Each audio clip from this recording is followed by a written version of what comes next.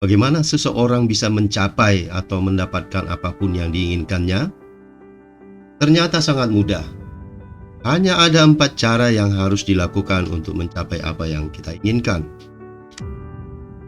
Pertama, kenali apa yang keinginan Anda. Logikanya, ketika Anda hendak bepergian ke suatu tempat, pastilah Anda sudah mengetahui kemana arah tujuan, mana akan pergi. Demikian juga ketika kita menyebutkan keinginan kita, maka pikiran kita akan membantu menggerakkan diri kita ke tujuan yang akan kita tuju. Apalagi bila kita berbekal map online, semakin rinci kita mengetik tujuan, maka semakin rinci juga tersebut akan menunjukkan jalan menuju tempat tersebut, dan kita akan semakin mudah sampai ke tujuan. Dan bila ada halangan atau rintangan, maka pikiran kita akan ikut mencari apapun untuk bisa sampai ke tujuan tersebut. Sesungguhnya segala sesuatu yang ada di semesta ini bersifat plastis, alias kita bisa arahkan dan kita bisa bentuk sesuai dengan pemikiran dan keinginan kita. Yang kedua, tuliskan apa keinginan Anda. Sebuah studi yang dilakukan oleh Brian Tracy menemukan bahwa orang-orang yang menuliskan keinginannya dan setelah itu hanya menyimpannya, mendapati bahwa 80% keinginan mereka terwujud. Luar biasa. Yang ketiga, lepaskan keyakinan. Setiap benda yang dilemparkan ke atas pasti akan jatuh ke tanah karena adanya magnet bumi yang kita namakan gravitasi. Tetapi bila ada benda yang menghalangi benda tersebut, seperti batang pohon, atap rumah dan lainnya, maka benda tersebut tidak sampai jatuh ke tanah.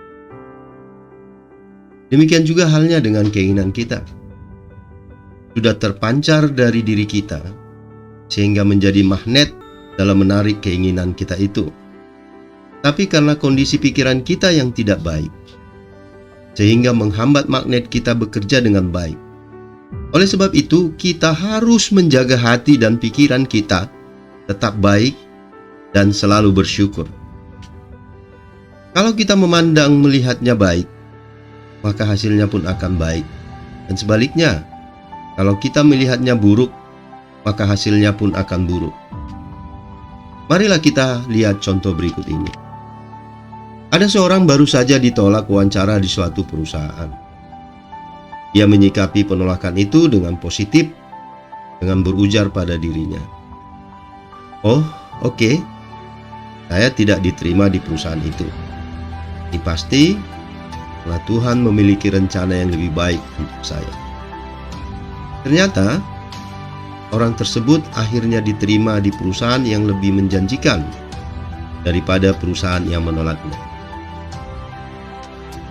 Jadi prinsip pertama yang harus selalu diingat adalah tetaplah membuka diri pada perspektif yang positif atas suatu hal atau peristiwa yang kita alami. Banyak orang keliru dalam menjaga hati dan pikirannya tetap baik, sehingga mereka sulit mendapatkan apa yang mereka inginkan. Karena mereka membatasi perspektif mereka, dan seringkali satu-satunya perspektif yang mereka terima justru perspektif negatif. Ada sebuah kisah yang menceritakan seseorang yang memesan sup di sebuah restoran, di mana orang tersebut terus-menerus mengubah pesanannya,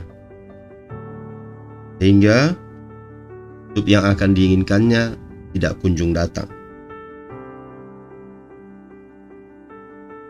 Prinsip kedua adalah kita harus meyakini sepenuhnya bahwa apa yang kita inginkan dan kita percayai benar-benar bisa terwujud. Ketika kita berusaha untuk menarik sesuatu yang kita inginkan, maka kita harus move on. Lupakan pengalaman pahit masa lalu di mana kita pernah gagal, sehingga energi negatif yang akan menghambat akan hilang. Keempat, bayangkan Anda sudah mendapatkan apa yang Anda inginkan.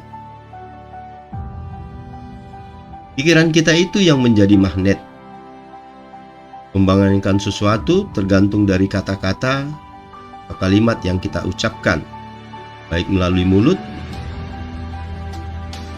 ataupun dalam hati, yang akan menjadi magnet keinginan kita itu.